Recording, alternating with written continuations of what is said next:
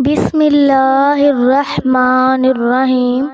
شروع اللہ کے نام سے جو بڑا مہربان نہایت رحم والا ہے۔ السلام علیکم۔ تو ناظرین، آپ دیکھ رہے ہیں میرا یوٹیوب چینل مہک اسلامک وائس۔ آج کی ویڈیو میں آپ کو حضرت رابعہ بصری کے واقعے کے بارے میں آگاہ کروں گی۔ تو چلتے ہیں ویڈیو کی طرف۔ 97 ہجری کی ایک رات ان کے والدین پر بڑی بھاری اور نازک تھی۔ یہ سرد اور تاریخ رات تھی۔ اچانک رابعہ بصریہ کی والدہ کو درد شروع ہوا۔ آپ کے والد گرامی اسماعیل رحمۃ اللہ علیہ بڑے پریشان ہوئے۔ کروں تو کیا کروں؟ چراغ جلانے کے لیے تیل کہاں سے لاؤں؟ پکانے کے لیے گھی کدھر سے لاؤں؟ یہ مشکل گھڑی بھی گزری اور نوزیدہ کی آواز نے سب کو متوجہ کیا۔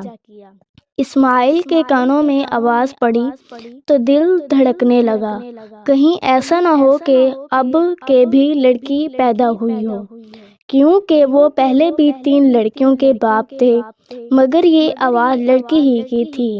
لڑکا یا لڑکی دینا اللہ کا کام ہے، اس میں ماں یا باپ کا کچھ ہاتھ نہیں ہوتا۔ اسماعیل نے بچی کا نام رابعہ رکھ دیا، کیونکہ یہ چوتھی لڑکی تھی۔ غربت کا یہ عالم تھا کہ گھر میں سردی سے بچاؤ کے لیے کپڑا بھی کم تھا۔ ماں اور بہنوں نے اصرار کیا کہ فلاں پڑوسی کے ہاں جاؤ اور تھوڑا سا تیل ہی لے آؤ۔ جب باپ پڑوسی کے گھر پہنچا تو وہ سو رہا تھا۔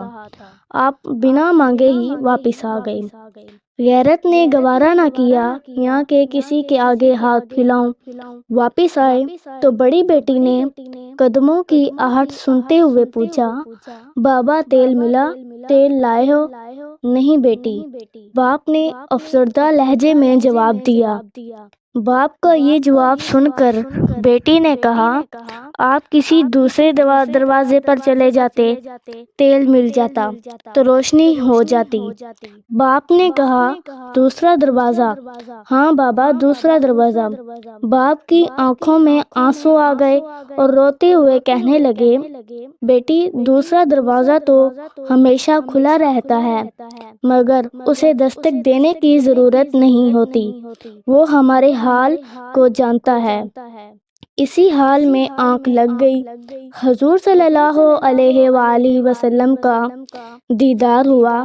فرمانے لگے، اسماعیل رنجیدہ نہ ہو، تم امیر بصرہ کے پاس جاؤ، اس سے جا کر کہو، تم جو رات کو 100 بار اور ہر جمعہ کی رات 400 بار درود پڑھا کرتے تھے، اس جمعہ کو کیوں نہ پڑھا، اور کہنا کہ اس کفارہ میں 400 دینار میرے حوالے کر دیجیے۔ بیدار ہوتے ہی عجیب کیفیت کے حضور کا دیدار ہوا اور اپنا قاصد بنا کر بصرہ بھیجا۔ چنانچہ رابعہ کے والد گرامی امیر بصرہ کے پاس گئے۔ اس نے آمد کا سبب پوچھا۔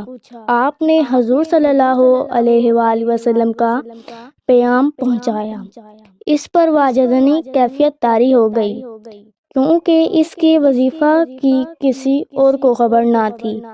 اٹھا اور 400 دینار لا کر خدمت میں پیش کیے۔ زندگی کی گاڑی میں کچھ تیل پڑا، پھر ختم ہو گیا۔ رابعہ بصریہ اپنے باپ کے ساتھ رہتی، جو ہمیشہ پریشان اور عبادت میں مشغول رہتے۔ وہ اپنے باپ کے ساتھ فجر کے وقت اٹھتی، جب باپ دعا مانگتا تو ساتھ گریہ زاری کرتی۔ باپ سے ادب اور دین کے تعلیم بچپن ہی سے لینا شروع کر دی۔ ایک دن والد گرامی کھانے کو کچھ لائے تو سب بیٹھ کر شام کا کھانا کھانے لگے، مگر رابعہ بصریہ کھانے سے دور رہی۔ باپ نے کہا، رابعہ تو کیوں نہیں کھاتی؟ آپ نے جواب دیا، ابو جی، خدا جانے یہ کھانا حلال ہے یا؟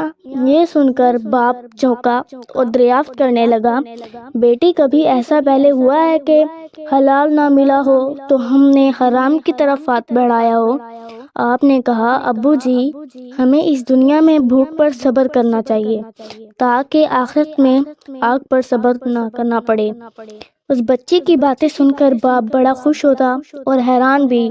جب کبھی کوئی سورت رابعہ بصریہ یاد کرتے تو پہلے باپ کو سناتے۔ باپ سن کر خوشی سے رونے لگ جاتا۔ باپ نے اس بچی کو اس نہج پر پرورش کی کہ بڑے بڑے اولیاء میں ان کا شمار کیا جاتا ہے۔